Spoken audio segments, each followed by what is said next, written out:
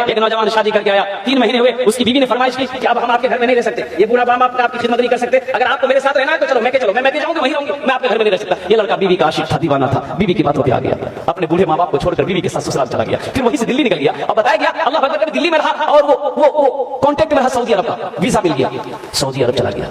Saudi अरब से पैसा भेजते जाता अपनी बीवी के पास, माँ बाप की फिक्र नहीं। 14 साल गुजर गए। कितने साल? 14 साल का अरसा गुजर गया। इन 14 सालों में इस नौजवान ने 12 हज किए। कितने हज किए मेरे भाई? ये 12वां हज था। बैठकर खाने काबा के पास में हिचकियां भरकर रो रहा है, ज़ारो कतार रो रहा है। तो पीछे से किसी ने कंधे पे हाथ रखा नौजवान का। ए नौजवान, कौन ऐसा गुनाह किया है? कौन ऐसा गुनाह किया है जो इस ज़ारो कतार से रो रहा है? ऐसा मैंने किसी को रोते हुए नहीं देखा। पलट कर देखा, अल्लाह वाले एक बुजुर्ग हस्ती है, चेहरा सफेद है, सर पे अमामा बंधा है। कहा कि हजरत, ना जाने क्यों ऐसा लगता है कि मेरे दिल पे किसी ने ताला लगा दिया। ना इबादत अच्छी लगती है, ना जिक्र अच्छा लगता है, ना खाने चैन है, ना सोने चैन है। हजरत ये मेरा 12वां हज है मेरा, लेकिन ऐसा लग रहा है कि दिल में किसी ने ताला लगा दिया। तो सल्लल्लाहु अलैहि ने कहा कि लगता है तुमने किसी का दिल दुखाया है। अरे सुभान अल्लाह, सुभान अल्लाह, लगता है तुमने किसी का दिल दुखाया है। तुम्हारी माँ है? माँ है। बोला हाँ। बाप है? बोला हाँ। बोले कहाँ है? बोला पता नहीं।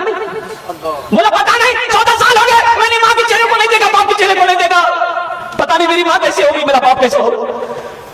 तो सल्लल्लाहु अलैहि ने कहा कि फिर ये खाने काबा में बैठकर क्या कर रहा है? उठ जा भाग, अपनी माँ रूठे हुए माँ बाप से माफी मांग ले। अगर उन्होंने माफ कर दिया तो अल्लाह तेरे दिल के ताले को खोल देगा। सुभान अल्लाह, सुभान अल्लाह। खाने काबा में बैठकर क्या कर रहा है? जा, खाने काबा में बैठकर क्या कर रहा है? जा। ये नौजवान उठा, रोता हुआ उठा, अपना डेरा आया, रूम के अंदर आया है, और कुर्बान जाओ, टिकट बनाने में लग गया, फ्लाइट पकड़ा, हिंदुस्तान की सरजमीन पर अपना कदम रखा, अल्लाह अकबर कबीरा, और गाड़ी ली, एयरपोर्ट से गाड़ी लिया, सीधे अपने गाँव के लिए रवाना हुआ। लेकिन कुर्बान जाओ, और देखा कि गांव में बहुत सारी बिल्डिंगें बन गई है। 14 साल का अरसा गुजर गया, उसका घर की जगह पता नहीं। एक बूढ़े मियाँ घास काट रहे थे बेटे। इस नौजवान ने कहा कि थोड़ा पूछ लो अब्बा के बारे में, मम्मी के बारे में।